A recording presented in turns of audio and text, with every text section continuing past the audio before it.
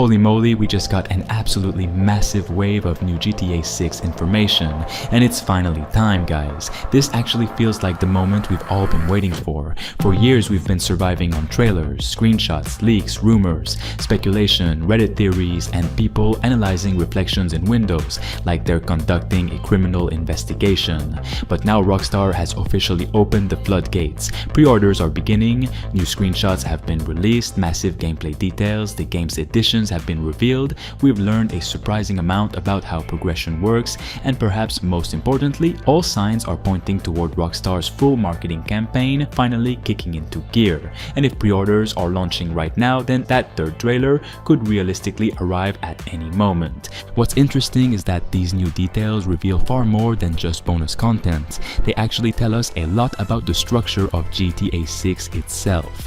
One of the biggest discoveries is that Rockstar appears to be bringing back chapter-based progression similar to Red Dead Redemption 2. That might not sound huge at first, but it completely changes how we should think about the game. The Ultimate Edition bonuses aren't simply unlocked immediately. Rockstar specifically says that vehicles, weapons, activities, locations, and various rewards are discovered throughout different chapters of Jason and Lucia's story.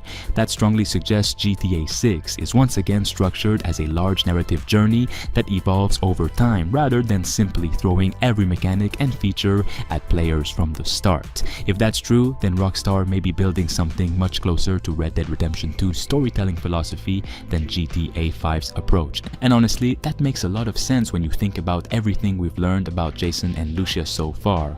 Rockstar has repeatedly emphasized that this is a story about two people trying to survive inside an increasingly dangerous criminal world. Having chapter progression allows relationships, locations, businesses, weapons, vehicles, and even entire gameplay systems to evolve naturally alongside the narrative. Instead of simply becoming rich overnight, players may actually have to build their criminal empire piece by piece throughout the campaign.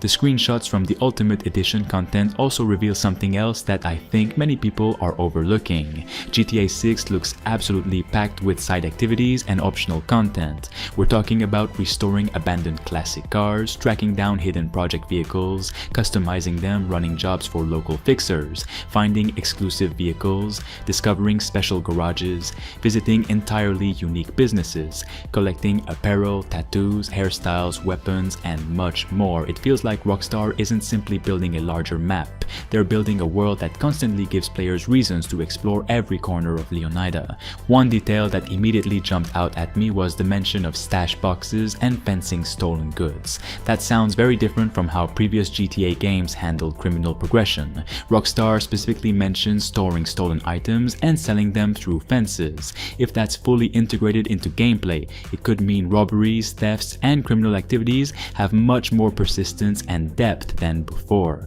Instead of simply stealing something and forgetting about it, players may actually need to manage loot, transport valuable items, and find ways to convert stolen goods into money. Combined with previous rumors about more realistic crime systems, it paints a picture of a much deeper criminal simulation than anything we've seen in the franchise before. Another thing that caught my attention from all these new details is how much GTA 6 seems to be doubling down on progression and player ownership. Looking through the Ultimate Edition bonuses, Rockstar isn't simply giving players random cosmetic rewards. A lot of these items hint at actual gameplay systems. The fact that safe houses contain weapon lockers, stash boxes, garages, vehicle storage, and places to deposit stolen goods suggests we're going to spend a lot more time building up our operations than we did in GTA 5. Jason and Lucia aren't just moving from mission to mission.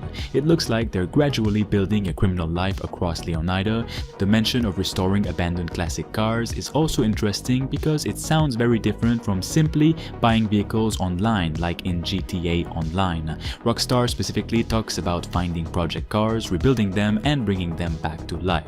That immediately reminds me of some of the slower progression mechanics from Red Dead Redemption 2, where you became attached to certain horses, weapons, and equipment over time. If GTA 6 applies that philosophy to vehicles, it could make garages feel far more personal than they've ever been before. Even the new screenshots continue pointing toward a much more interactive world. We see dedicated tattoo parlors, salons, clothing stores, customization shops, garages, weapon lockers, storage locations, and multiple criminal businesses. Individually, Individually, those details might seem small, but together they suggest that Rockstar wants players spending a lot of time living inside this world rather than simply racing between story missions. One of the most overlooked details from the newest information is the fact that many of the Ultimate Edition rewards are unlocked throughout different chapters of the story. That strongly suggests Rockstar is once again building a narrative where Jason and Lucia gradually gain access to new opportunities, locations, contacts, vehicles, and activities as their criminal careers evolve. If that's true, GTA 6 may end up feeling much more like Red Dead Redemption 2's progression system than GTA 5's approach.